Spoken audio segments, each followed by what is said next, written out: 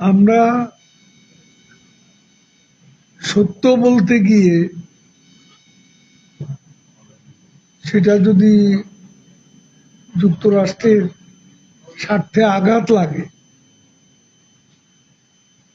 সেখানে তো আমাদের কিছু বলার নেই। তুমি আমার মানবাধিকার নিয়ে প্রশ্ন, আমার নির্বাচন নিয়ে প্রশ্ন তুল,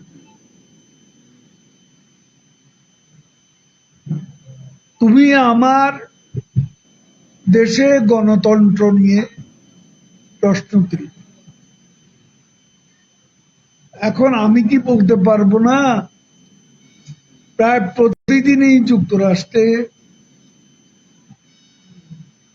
গান ভায়োলেন্স হচ্ছে, ম্যাস শুটিং হচ্ছে,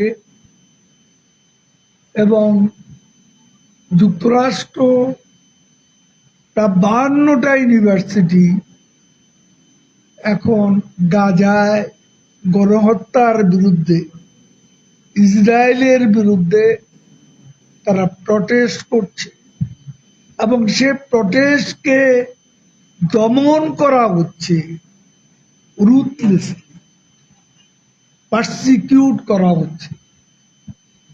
ছাত্রীদেরকে দেখলাম হাত দুটো পেছনে নিয়ে রশি দিয়ে বেঁধে অ্যারেস্ট করা হচ্ছে। প্রফেসরকে মাটিতে লুটে পড়ছে। সে প্রফেসর, তিনি ইউনিভার্সিটির প্রফেসর, একথা বলার পরও পুলিশ তাকে বেধড়ক অত্যাচার করেছে এবং তাকে হ্যান্ডকাপ পরিয়ে অ্যারেস্ট করেছে। 2500-এর মতো অ্যারেস্ট হয়েছে। এখন আমাদের দেশে বিরোধী দল যখন অগ্নিসন্ত্রাস করে, পুলিশকে হত্যা করে, প্রধান বিচারপতির বাড়িতে হামলা করে, পুলিশ হাসপাতালে হামলা করে, সাংবাদিকদের উপর হামলা করে, তখন যুক্তরাষ্ট্র সেটা নিয়ে কথা বলে। আর যুক্তরাষ্ট্রে আজকে যা হচ্ছে সে সত্য বলতে গেলে আমাদের অপরাধ কোথায়? এখানে সম্পর্কের অবনতি কেন? সম্পর্ক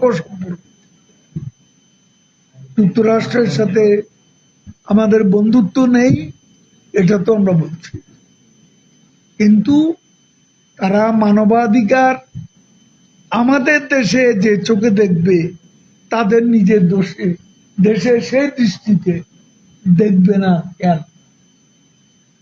আর সেখানে বাইডেন বলছেন আমেরিকা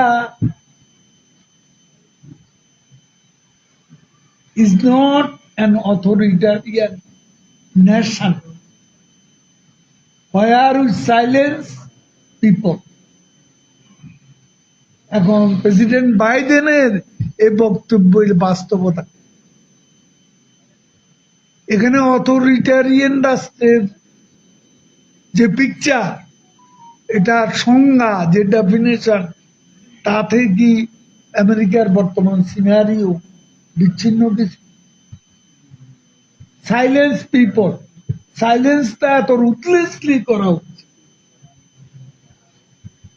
প্রটেস্টকে এত রুথলেসলি পারসিকিউট করা হচ্ছে, তো সেটা বলার যে অপরাধ? সত্য, তুমি আমার সত্য বলতে যাবে, আমি তোমার সত্য কেন তুলে দেব?